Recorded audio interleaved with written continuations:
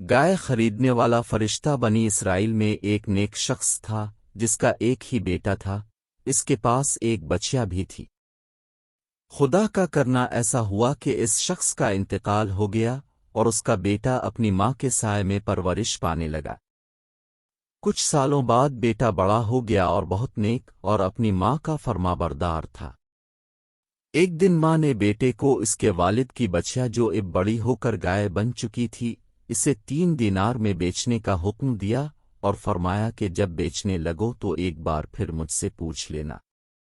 بیٹا گائے بیچنے بازار آیا تو ایک فرشتہ انسانی صورت میں آ کر اس سے ملا اور 6 دینار گائے کی قیمت لگائی، لیکن ماں کی اجازت کے بغیر بیچنے کو کہا۔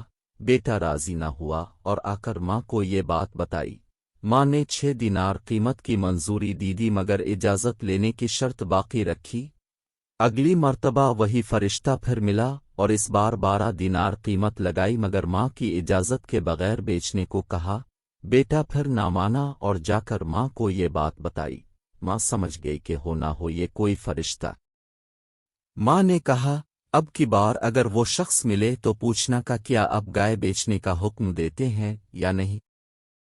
اگلی بار ملنے پر جب بیٹے نے یہ سوال کیا تو وہ فرشتہ بولا ابھی اسے مت بیچو۔ جب بنی اسرائیل اسے خریدنے آئیں تو اس کی قیمت یہ لگانا کہ اس گائے کی کھال میں سونا بھر کر دیا جائے۔ گائے کے ذریعے قاتل کا ساراغ انہی دنوں بنی اسرائیل میں ایک واقعہ ہوا۔ ایک مالدار شخص کو اس کے رشتہ دار نے قتل کر کے لاش کسی دوسرے محلے میں ڈال دی۔ جب چھاننے کے باوجود قاتل کا پتہ نہ چلا تو لوگوں نے اس معاملہ کے حل کے لیے حضرت موسیٰ علیہ السلام کی بارگاہ میں عرض کی۔ آپ نے فرمایا ایک گائے ذبح کر کے اس کا کوئی حصہ مقتول کو مارو، وہ زندہ ہو کر قاتل کے بارے میں بتا دے گا۔ یہ سوال کر لوگوں نے اس گائے کے متعلق مختلف سوالات کرنا شروع کر دیے، جس کی وجہ سے شرطیں بڑھتی گئیں اور بالآخر ایسی گائے ذبح کرنے کا حکم ہوا جو درمیانی عمر کی ہو، بدن پر کوئی داغ نہ ہو، ایک ہی رنگ کی ہو، رنگ آنکھوں کو اچھا لگتا ہو، وہ نہ کبھی کھیتی باڑی میں استعمال ہوئی ہو اور نہ ہی اس کے ذریعے کھیتی کو پانی دیا گیا ہو۔ جب تلاش شروع کی گئی تو بیان کردہ تمام خوبیاں اسی گائے میں ملیں جسے فرشتے نے بیچنے سے منع کیا تھا۔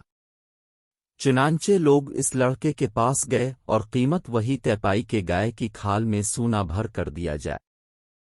یوں وہ لڑکا بھی امیر ہو گیا اور مالدار شخص کے قاتل کا بھی پتہ چل گیا۔ حکایت سے حاصل ہونے والے میڈینی پھول حدیث شریف میں ہے کہ اگر بنی اسرائیل سوالات نہ کرتے تو جو گائے ذبح کر دیتے وہ کافی ہو جاتی۔ در منصور جیم 1 سواد 189 نبی علیہ السلام کے حکم پر بغیر ہچکچاہٹ کے عمل کرنا چاہیے۔ بہانے نہ بنائے جائیں، کیسی ہی مشکل پریشانی ہو اللہ پاک کے نیک بندے عطائی الہی سے حل فرما دیتے ہیں۔ والدین کے فرمانبردار کو اللہ پاک دنیا و آخرت دونوں میں نوازتا ہے۔